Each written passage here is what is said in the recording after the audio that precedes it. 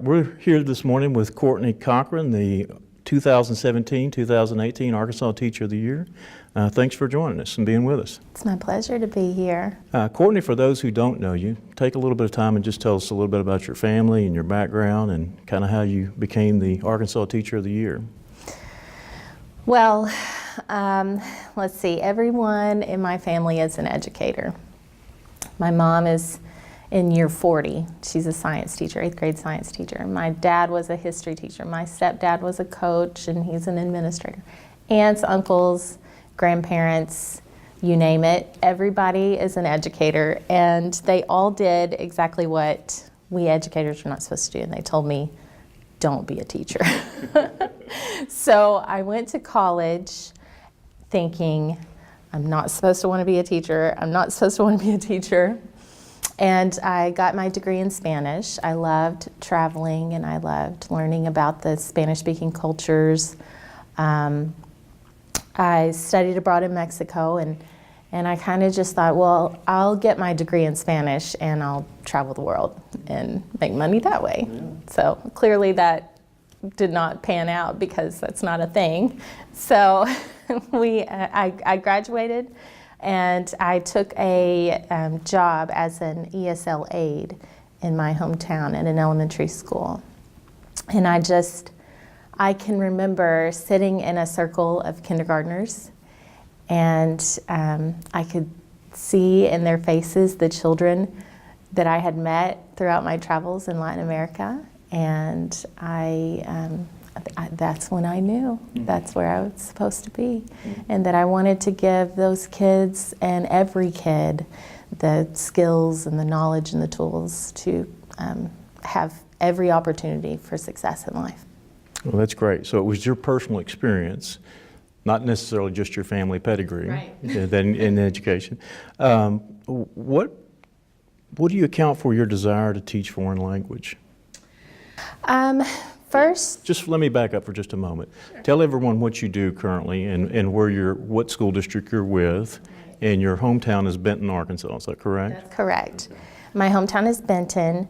My first teaching job was in the Van Buren School District. I piloted the 9th grade Spanish program, and it was successful. So I was able to move up to the high school. They hired me to begin an AP Spanish program. That was very successful, and on that success I was able to build a Spanish for Heritage Learners program. So I have been in Van Buren School District all 12 years of my career. What led me to Spanish as my degree was, first and foremost, I was good at it in school. So we all are attracted to the things that we are successful in. So I also had a 9th grade Spanish teacher myself, she was Julie Darty, and now she's Julie Miller, and she still teaches Spanish in Benton. And she brought the language and the cultures to life for me. And every time I walked through her door, I was just enthralled. I just loved every second of it. So I knew that I wanted to explore the world and learn more about these cultures that speak this language. And it was just a snowball effect. I love it more and more every year. It's 21 years I've been learning Spanish, and I intend to keep going. Well, that's great. I'm sure your former Spanish teacher is very proud of you. You have spoken positively about the benefits of celebrating diversity. Can you share some of the examples of how you've highlighted and integrated diversity with your own students and the Van Buren School District? I like that you use the word integrated, because we are far beyond the days of putting a flag up for every country in our classroom or having potlucks with ethnic dishes. That's no longer what we mean when we say celebrating diversity, right? We want to approach education in every classroom with cultural responsiveness, and we want to learn about our students' identities, and we want them to learn about our identities so that we can begin to see our similarities, and so that we can recognize our differences and see that our differences are really our strengths. We can see them through a strength-based lens. As a Spanish teacher, obviously I have an opportunity every day to build these kind of experiences for my students. And one thing that we do in world languages is we compare cultures constantly. And we use whatever language we're learning to do that, to make those comparisons. But we compare products, practices, and perspectives. That's what we call culture in world languages. So, for example, if we are in a Spanish 1 class, we would compare the similarities and differences between food pyramids. Here in the United States, we use a pyramid, or we used to use a pyramid. And then in other countries, they have different guides for eating, and they have different foods that they put in different areas that they feel they should eat more or less of. And it's really eye-opening for students to see that that there are similarities, and that's a great thing, but there are differences too. And just because people are different doesn't mean that doesn't mean that that's a deficit. Right. Do you find that Arkansas Public Schools are very much a melting pot, a multicultural setting? And by that I mean, I know back when I was counsel for the state and we were involved in various court cases and things involving desegregation and things, it was primarily about African American students and Caucasian or white students back then.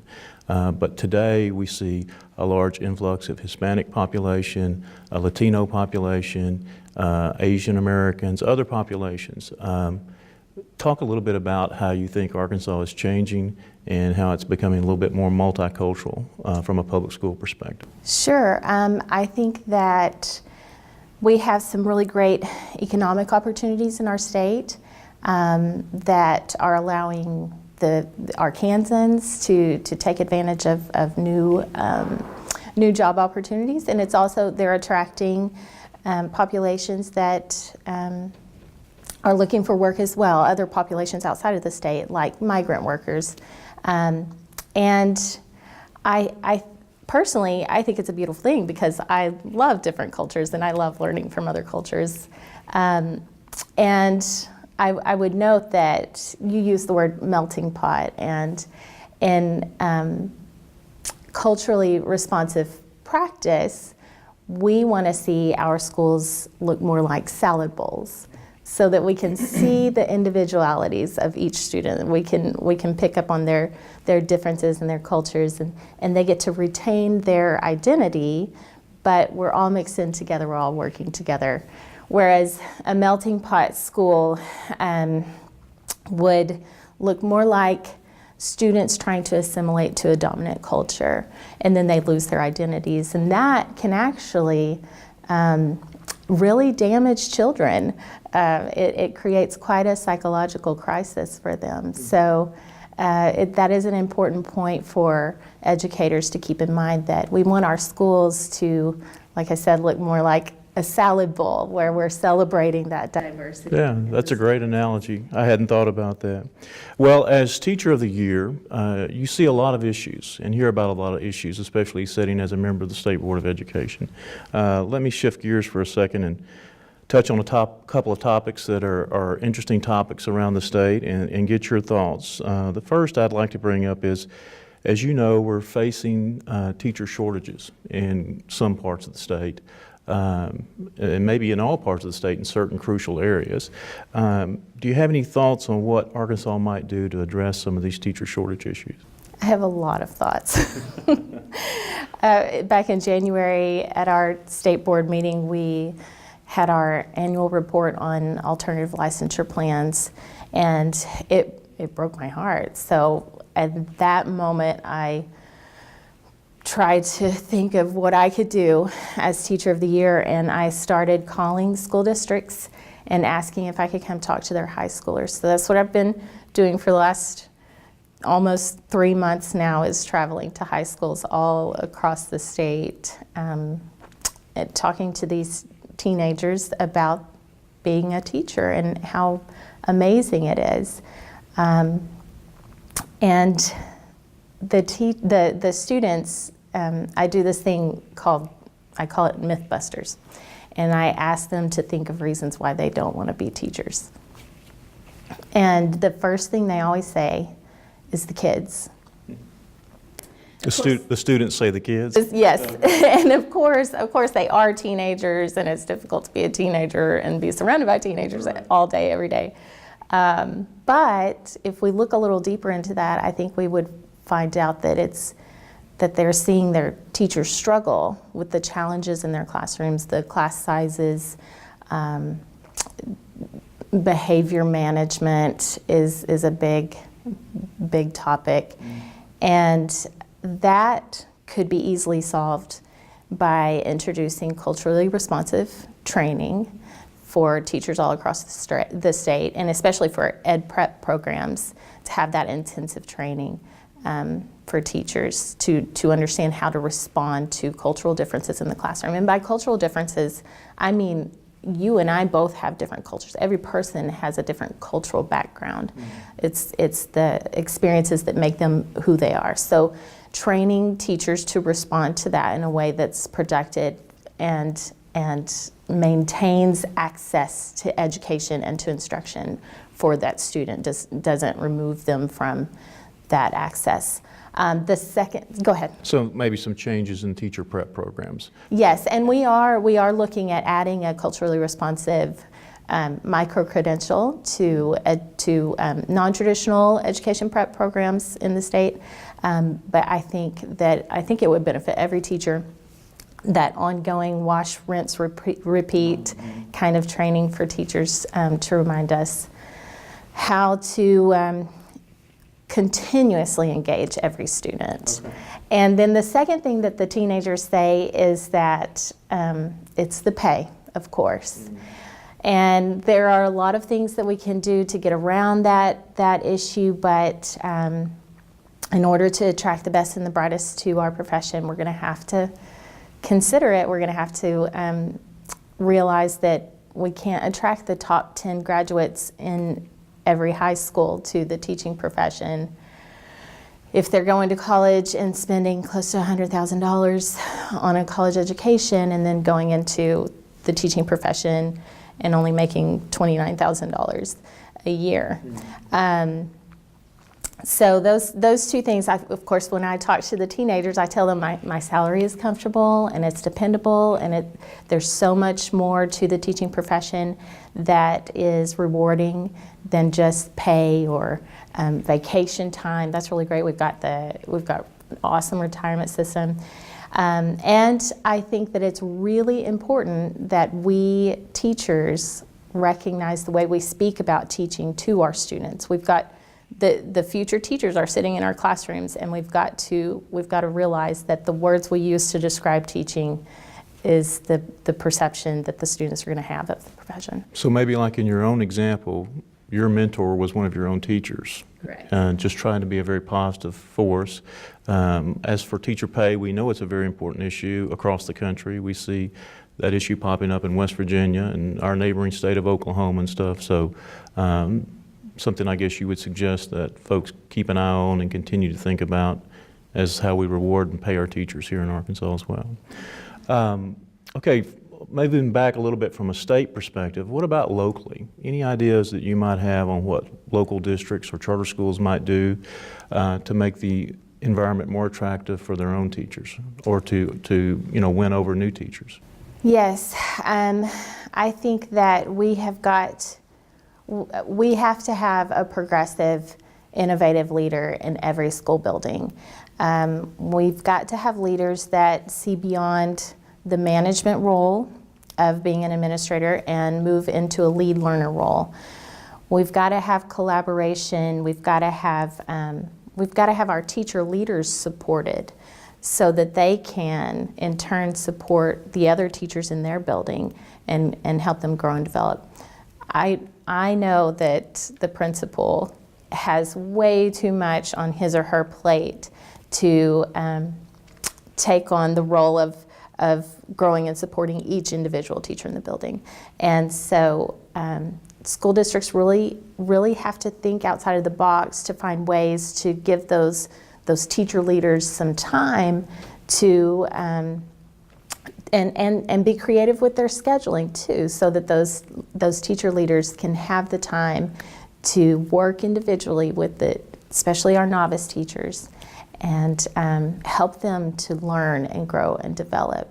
We lose so many teachers in their first 5 years of teaching, and if we could just get them the intensive support that they need, we would do ourselves a huge favor. Actually, that was my next question. And so talk to me a little bit about what some of those intensive supports might look like that you think could help us prevent this tide of losing teachers early in their profession.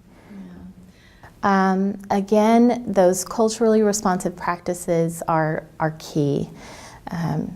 Teachers will go through a training program, and they've learned lots of great stuff, but once you get into that classroom and you are dealing with real live children with very real issues that many young teachers have never experienced or even seen in real life, it's a shock. It's a culture shock. So we've got to get them that training on social emotional learning, trauma-informed teaching, and then again, we really need, we've got the framework in place. We've got these new teacher licensure plans coming out that are going to allow school districts to not only reward teachers that are leaders, but also use their knowledge and expertise to help these novice teachers not feel so alone and so overwhelmed. Right. And if those teachers can feel supported and valued in their first 5 years, then they'll stick with the districts. And if they feel after those 5 years that they're still supported and valued as leaders,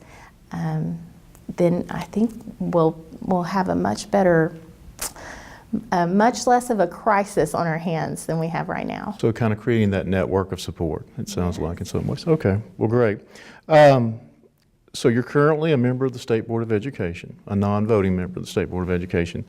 I actually wrote that law many years ago. Well, thank you. I remember wondering what it would be like for someone to be in your position. And I'm sure we have many people around the state, teachers, who also may be wondering what that's like. Can you describe for us all kind of what it's like being on the State Board of Education, how it may have met your expectations, and maybe how it's completely blown your expectations of being in that position? It's an incredible experience, as one may imagine. It just feels so wonderful to have a teacher voice, any teacher voice on the Board of Education, to be able to speak for the teachers and especially for the students in the state of Arkansas. But to know that it's me and I get to represent those teachers and those students is just, it's the most empowering feeling imaginable. And it's humbling as well. So, on the Board of Education, we see all kinds of issues that arise, and I'd say the one lesson that has been the strongest for me is that nothing is black or white. We see some heartbreaking cases come before us where students, I'll use one example. We had a student or a parent come before us who was zoned for a school that was about 30-minute bus ride away, and her student was a special education student receiving special services, and there was a school just 10 minutes down the road that she could have taken her child to, but she's not zoned for that school. And there's just no easy answer. There's no black and white, and really sometimes very heartbreaking. So That's a school choice issue. School choice at times is a controversial topic in the state. Do you generally support school choice for students? You know, I think choice is a great thing. Personally, I'm in a school district where, obviously, we're a school choice state, so parents can choose where they send their children. We have 2 middle schools in our district. Both are excellent. I school choice my oldest child to a middle school that's closer to our home than the other middle school. Of course, it's in district. It's also more diverse, which of course is something that I highly value. And I am thrilled to have that opportunity as a parent. I think that we have to be careful though, and we saw that last month with many superintendents of school districts under federal desegregation orders coming before the state board and pleading for the students in their district. And the reasoning that some of the parents use informally in some of those situations, that's also very heartbreaking. And so, again, it's not black or white. We know choice is a good thing, but there are situations where some school districts, we have to think about the systemic issues that we're creating for those students. A lot of issues involved. You've got legal issues and other things, and obviously complying with the laws, but generally choice is a good idea. Okay, well, I appreciate that. What about, you say the state board deals with a lot of tough issues. Just your experience with the board and the commissioner, it looks like they're doing a good job of really working through those issues. They obviously bring a very varied perspective to the issues and different thoughts and ideas and stuff, but just your thoughts of kind of what you've seen in the process of being in the state board and how that struck you as how they deal with these issues and things like that. I think, first of all, I want to say that we lucked out with Commissioner Key.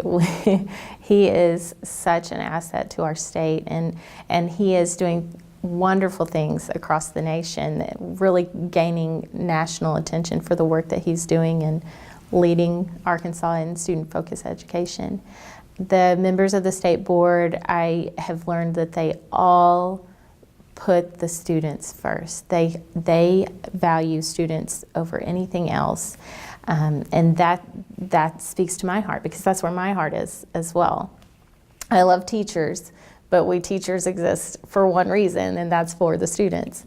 I have learned a tremendous amount about education and just life in general from each one of the board members, and we're so lucky to have all of the varied experiences on our State Board of Education. Well, great. So a tough job, but a very positive experience so far. Okay.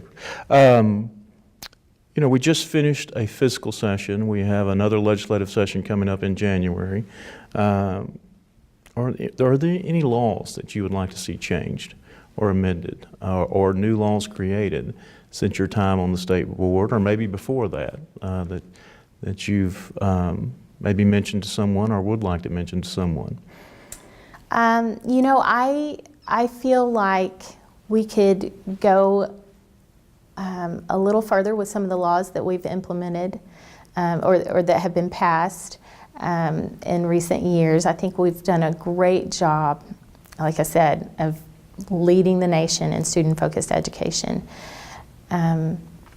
We have legislation that supports some pilot schools for a PLC program through Solution Tree, and that's personal learning communities and professional learning communities, of course. And I think that those are so successful, and we know they work to move every student forward, which is exactly what ESSA is requiring us to do, is to move every student forward. I think we need that in every school, and I understand it's important for every district to have control over how they implement collaboration, but this is a method that we know works, and we know that it improves instruction, it improves student learning. So I think we could go further with that. A step or two in that direction. Okay. Yes. Anything else that you'd like? I would love to see some legislation in the area of social emotional learning and trauma-informed teaching. Again, all under the umbrella of culturally responsive pedagogy. Restorative practices are very important to me. As far as student discipline is concerned, I could go on and on about that forever, but I would love to see some legislation or just some rules and regs regarding social emotional learning for training for ed prep programs. Okay, very interesting. Adequacy and equity are always an interesting topic in education. As you know, that's the heart of why we try to do what we do to a large degree from a constitutional perspective. I'm sure as you've traveled the state, you've maybe saw differences where some parts of the state may have more resources than other parts of the state, or more challenges. Maybe it's the teacher shortage issue that we talked about earlier, or something else. Any thoughts on where Arkansas is with regards to adequacy and equity, and if we need to be doing anything differently, or touching up a place here or there or yonder on these topics? Just any thoughts in general on adequacy and equity? Yeah, absolutely. Obviously, we're doing the best we can with what we have, and the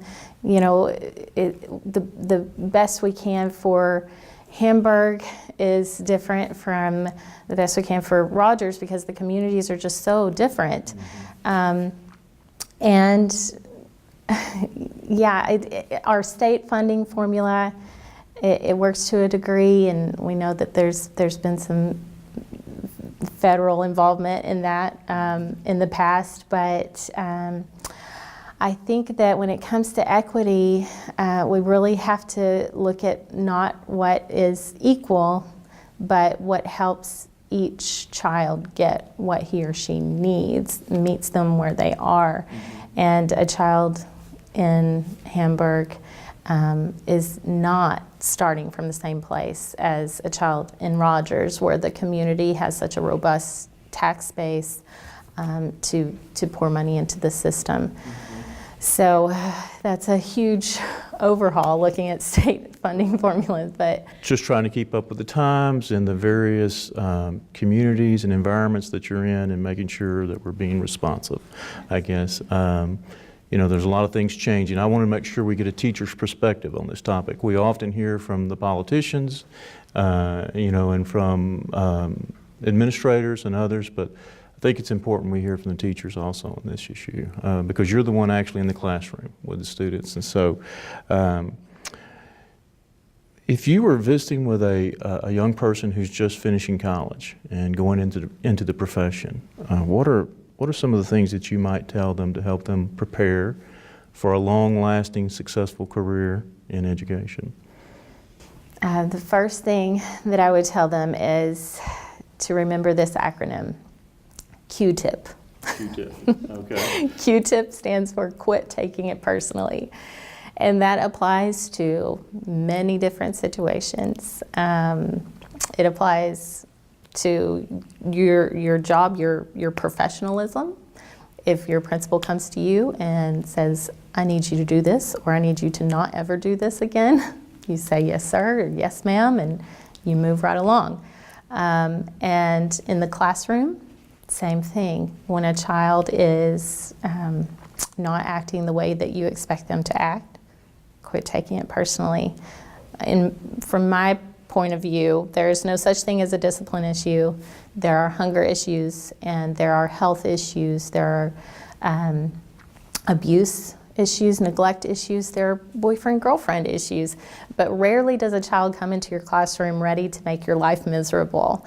And it's important that we teachers keep that in mind, that our job is to educate them no matter what, and they're not trying to harm us. We've got to dig deep to find those underlying issues so that we can reach them. We can never just say, I give up on you. We've got to keep pushing through that. That's great. Great advice.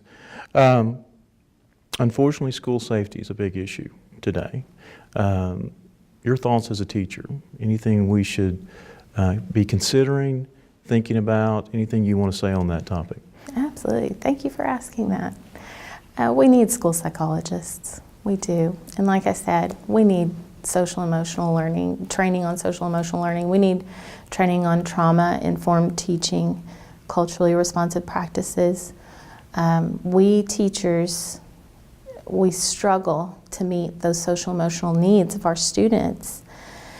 And it's not that best practices don't exist. They are out there. We know how to identify these needs in our students. And I say we, I mean it is known how to identify these needs of our students who are struggling socially and struggling emotionally. Those factors that lead to school safety issues. But we need the school districts and legislators to take notice of those great practices that already exist, the programs and the plans that already exist to help students with those needs. And it's something that every student benefits from. Every student is going to need great social emotional skills to be successful in life. It's something that we tend to push out of the way so that we can drive forward with our content, but we've got to remember we're not teaching our content, we're teaching our kids, and they're humans. They have very human needs. And again, we like I said, the school psychologists, our school counselors are amazing, but they are overworked, and we need someone in every school who is there to meet the needs of students who have severe psychological needs. They have needs and that really need support from someone with proper training, long-term training. That many schools don't have those personnel in our school right now. Another kind of technical question. You've been part of the process under the Every Student Succeeds Act, ESSA, and the new accountability system that's come out of that. I'm sure to your agreement, there's been an increased focus on growth of ELL students. You want to talk to educators in Arkansas for just a moment about your thoughts about what ESSA is going to do for education, and particularly the focus on growth, not just ELL students, but all students. So ELL students, there's a lot of research out there, and there are a lot of schools that know how to reach these kids and teach them and move them forward. It's not some abstract concept that we're still trying to learn about. We know what the best practices are. And the research shows that the best way to teach these kids is to give the general education teacher training on English language learners and English language learner instruction, and for them to learn the language, the English language, through the content.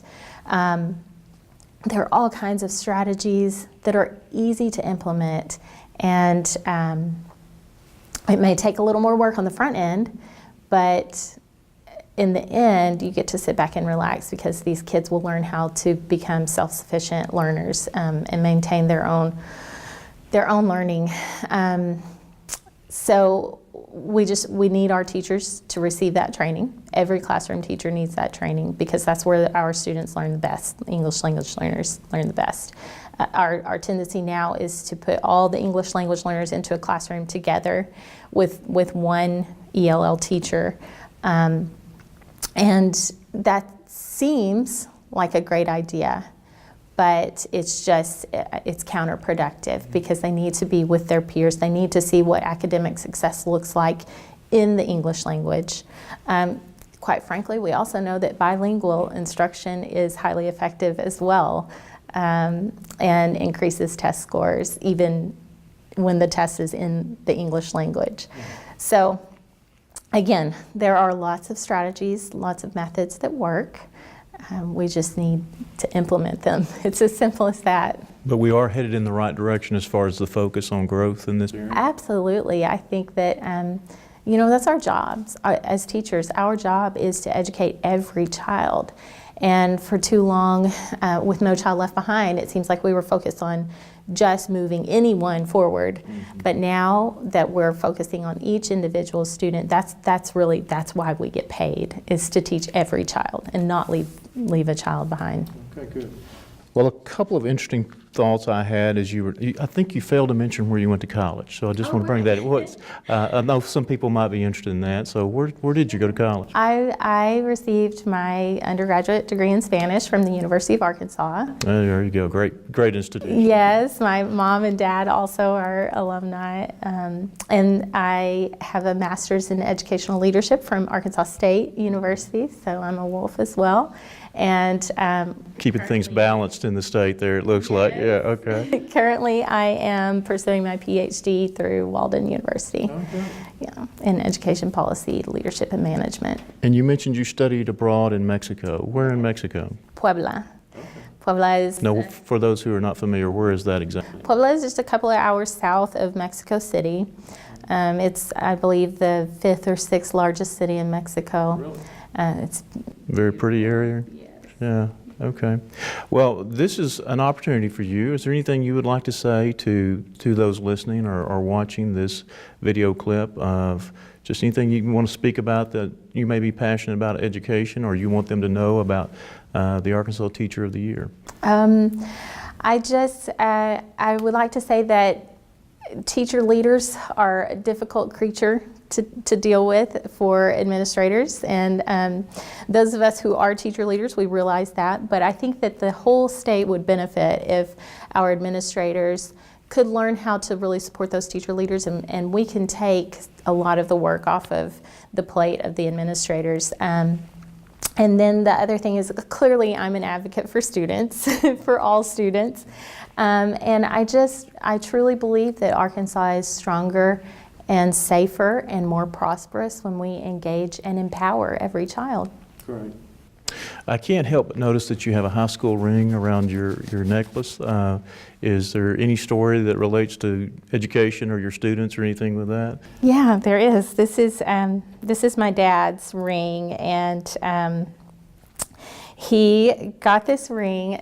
He graduated from Benton High School and he retired from Benton High School. He graduated in 1973 and retired in 2016. So he had this ring made because he lost his high school ring, and he used to take this with him everywhere, and it drove me crazy.